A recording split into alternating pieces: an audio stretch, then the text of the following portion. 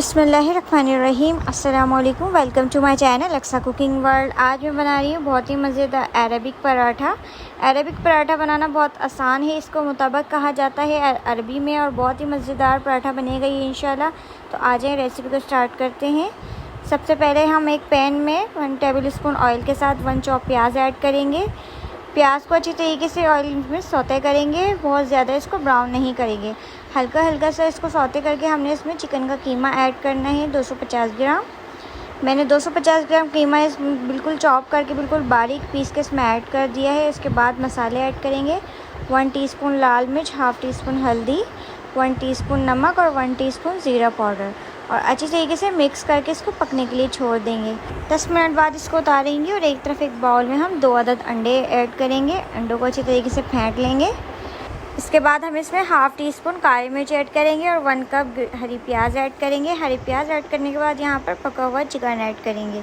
Chicken का कीमा हमने इसमें ऐड कर दिया और अच्छी तरीके से हम इसको मिक्स करेंगे। बहुत ज़बरदस्त से यहाँ पर बैटर तैयार हो गया है। अब एक नॉर्मल जो घर में हम रोटी बनाते हैं उस आटे का डो लेंगे और इस तरीके से इसको बेलेंगे। बहुत पतला डो बेलना है हमें और बहुत बड़ी सी इसकी एक रोटी बना लेनी है। बहुत ही सिंपल सी रेसिपी है।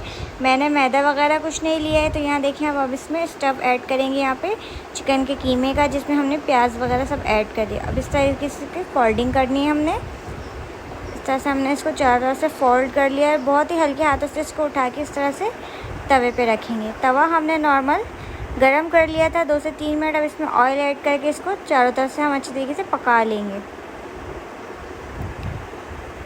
बिल्कुल लो फ्लेम पे हम इसको पका रहे हैं चारों तरफ से। ये अच्छी तरीके से सिकने लगा है। बहुत ही ज़बरदस्त पराठा रेडी हो चुका है।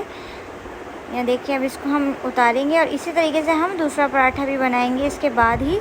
तो ये बहुत अच्छे से पक के तैयार हो चुका है। इस तरह से हमने दूसरा भी बना लिया है।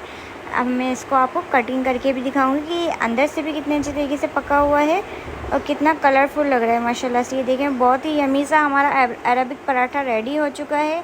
अब इसको हम प्लेट में सर्व करेंगे। बहुत ही मज़ेदार और सिंपल रेसिपी है। आप लोग इसको ट्राई ज़रूर कीजिएगा। कमेंट सेक्शन में मुझे ज़रूर बताइएगा आप लोग को रेसिपी कैसी लगी।